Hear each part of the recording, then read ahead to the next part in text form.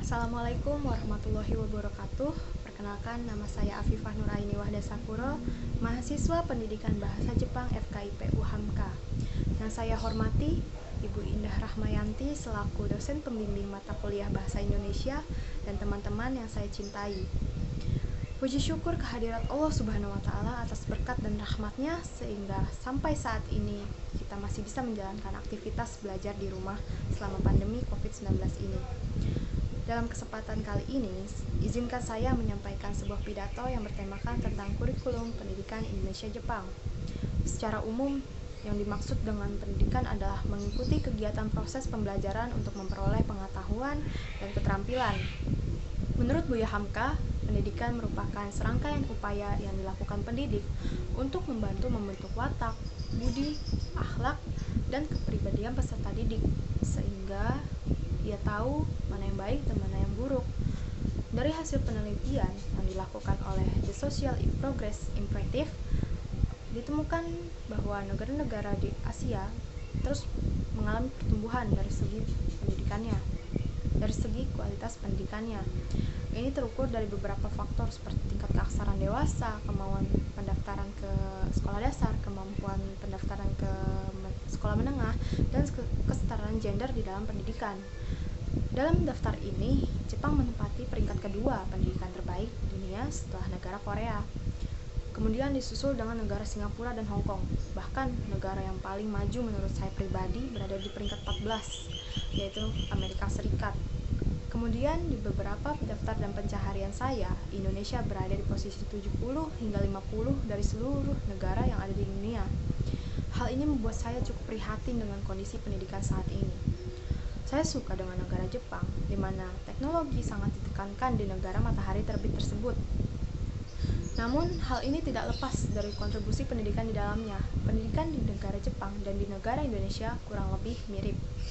Namun terdapat banyak perbedaan yang cukup berpengaruh dalam proses pembelajaran, di mana sistem kurikulum di negara Jepang lebih baik daripada di negara Indonesia. Kurikulum menurut Wikipedia adalah perangkat mata pelajaran dan program pendidikan yang diberikan oleh suatu lembaga penyelenggara pendidikan yang berisi rancangan pelajaran yang akan diberikan kepada peserta pelajaran dalam satu periode jenjang pendidikan.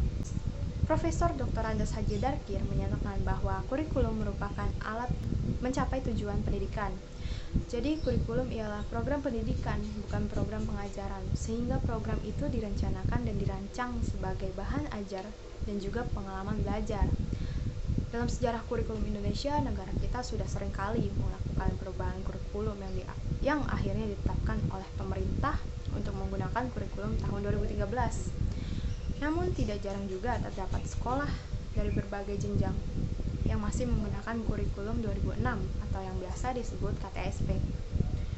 Dalam penerapan kurikulum 2013 ini, peserta didik diharapkan mampu untuk berkomunikasi lebih aktif dalam kelas, seperti banyak bertanya kepada guru dan memberikan gagasan baru di dalam proses pembelajaran.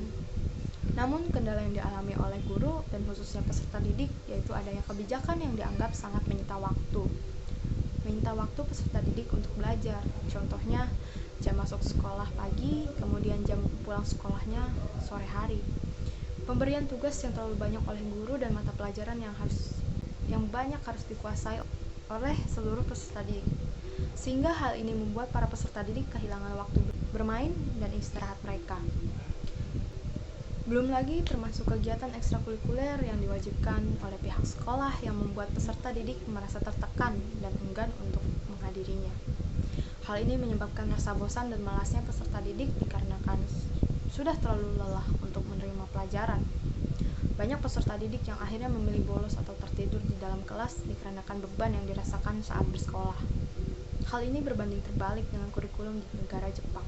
Dalam kurikulum pendidikan di negara Jepang, mereka menitikberatkan pendidikan moral dan sikap mandiri di awal jenjang pendidikan, yaitu pada saat TK dan SD.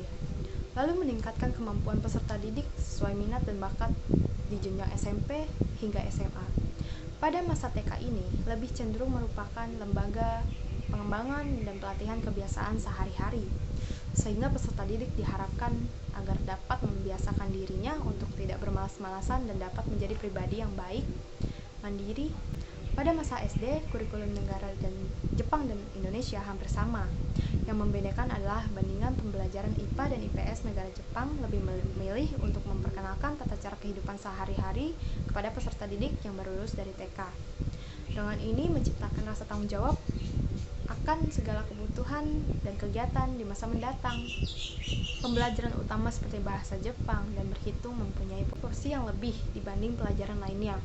Sedangkan pendidikan moral sudah termasuk pada pendidikan agama. Selain murid disibukkan dengan pendidikan akademik, pendidikan bersifat estetik berupa musik dan menggambar juga diajarkan dalam porsi besar di kelas 1 dan 2. Untuk pendidikan SMP, kurikulum menitik beratkan pada pendidikan bahasa Jepang, matematika, IPA dan IPS. Sedangkan pendidikan bahasa asing seperti bahasa Inggris dan bahasa Jerman tidak diwajibkan dan hanya bersifat pilihan bagi murid.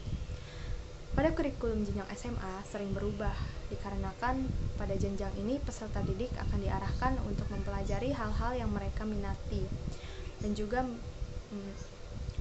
terdapat kelas khusus untuk melatih mereka untuk melakukan kegiatan sehari-hari seperti mulai dari memasak hingga menjahit. Hal ini bahkan tidak mengganggu mereka, meskipun terdapat ekstrakurikuler di dalamnya.